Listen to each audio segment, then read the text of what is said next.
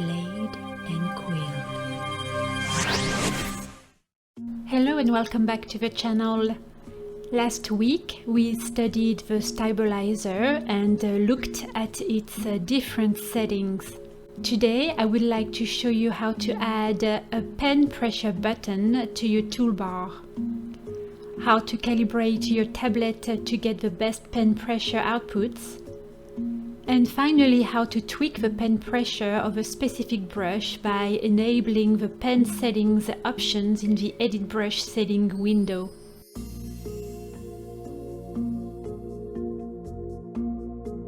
Go to the tab Settings, choose Configure Toolbars.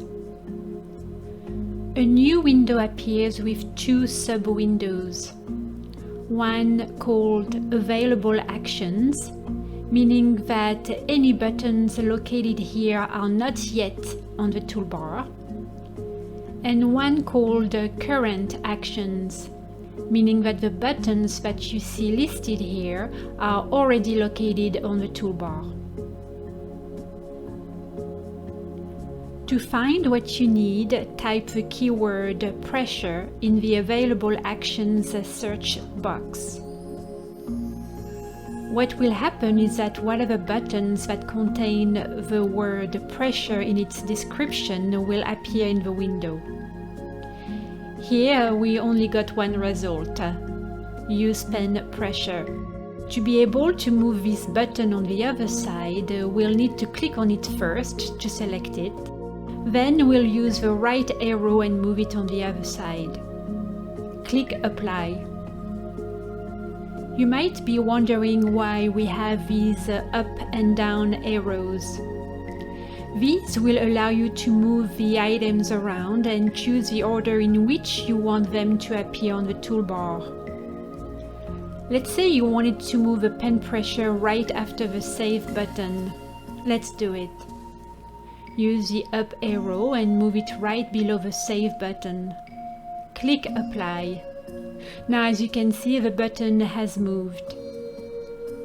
Since that's not really the place I want it to be, I'll move it back to the very bottom using the down arrow.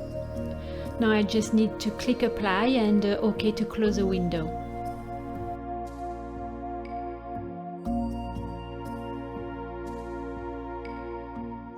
Alright, let's go back to the settings and choose Configure Toolbars. Here, since the list is very short, we can select the button directly in the sub-window and move it to the other side. However, let's say that you had a very long list of buttons. Then you would use the Current Action search box to search for your button of interest. So here, for the sake of a demonstration, I am going to search for the Mirror button. Now, as you can see, a Mirror View, which is the button of interest, appears in the sub-window below. The only thing we have to do now is move it on the other side using the left arrow, click Apply and OK. And it's gone from the toolbar. To know if the button is activated or not, it's very simple. If you see an X on the side, it's off. And click on it again and the button now is activated. Let's see what this button can do for us. Here I have my fill circle brush. The size is set to 5 pixels and the color is set to the black. As you can see, when the pen pressure is on, I can barely see my strokes. I am going to turn off the button. Now the lines are perfectly even and dark, just as they should be. I am going to increase the size of the brush to 50 pixels first, so I'm going to type 50 in the box and click Enter. As you can see, that's a pretty big size. Now look what happens when I turn on the pressure button. If I exert a light pressure, the lines are thin. Now let me increase the size of the brush even more and let's type 125 pixels and click Enter. And I'm going to apply some light pressure first and then increase the pressure as I go, and I'm going to do this several times. Now as you can see, the more pressure, the thicker the lines.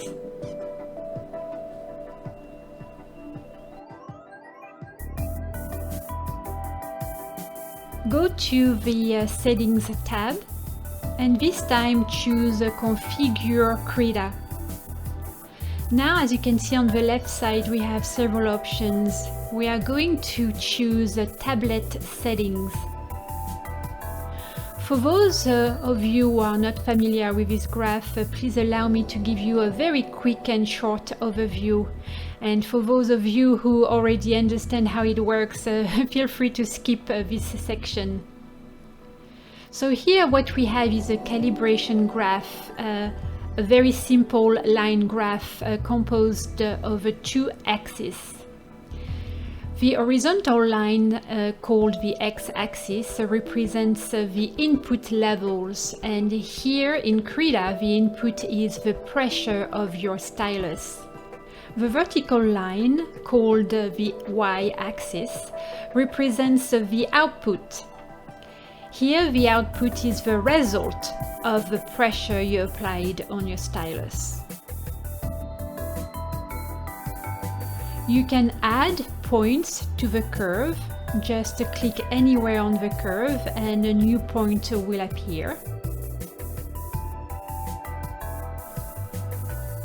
To remove points, drag the points toward the outside of the graph and they will disappear.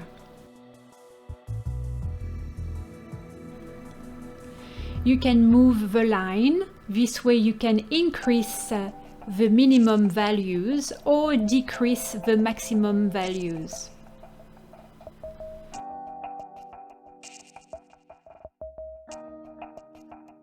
You can adjust the curve and make it concave up or concave down.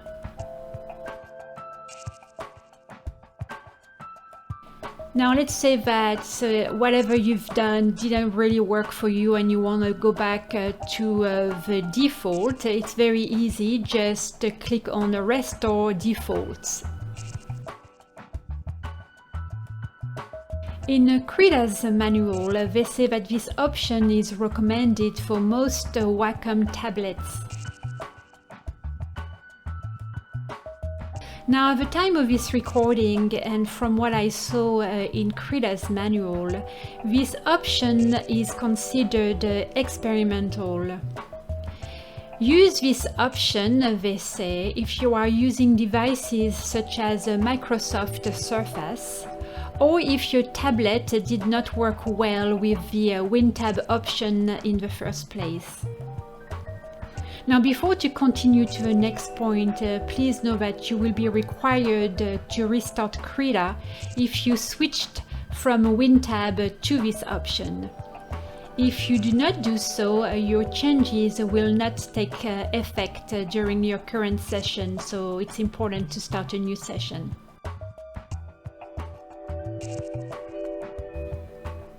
So every day I have a little routine, nothing fancy. Before I start on a new project, what I do is I trace a few lines. I make sure that my pen pressure button is turned on. When I am done tracing the lines, I go to the tablet settings and I move the curve a little. I close and then I start tracing again. Then I go back to the tablet settings and I move the curve a little again and I close and trace again, and I may continue this little dance for a little while until I'm happy with the results. So that's about it. That's my daily routine, nothing fancy. It's maybe overkill and you may not want to do that. It's just your choice. That's what I do. It works for me. The last place where you can tweak your pen pressure is in the Edit Brush settings. We are going to look at the basic 2 opacity brush. Now let's go to the Edit Brush settings. We can also click on F5, it's faster. Here we can set the pen pressure for the size. So let's check the box next to size.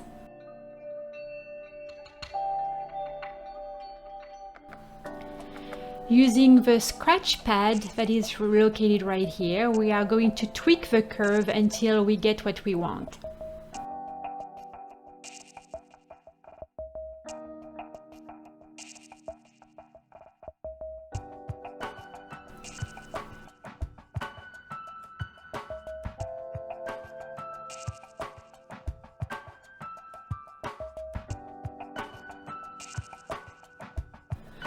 Now, let's say that you are happy and you got what you wanted. You are going to first clear the scratch pad and trace now some nice line for your thumbnail. And to clear the scratch pad, you need to click on the red button located right here. It's also called the Reset Area to White. So let's make something very nice and looking good.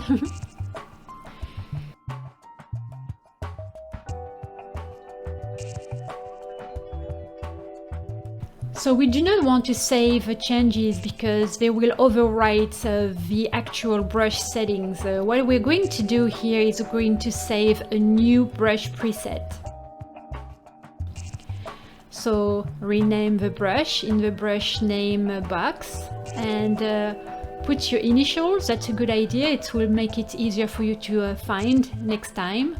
And maybe call it basic pressure and maybe put the date, June 2021. Now we are going to choose the thumbnails that you want to use. As you can see, we can use the existing thumbnail or load the scratch pad thumbnail, load an image, load from the icon library, or clear the thumbnail. But since we have a nice thumbnail, we're gonna use the second option and we're going to save.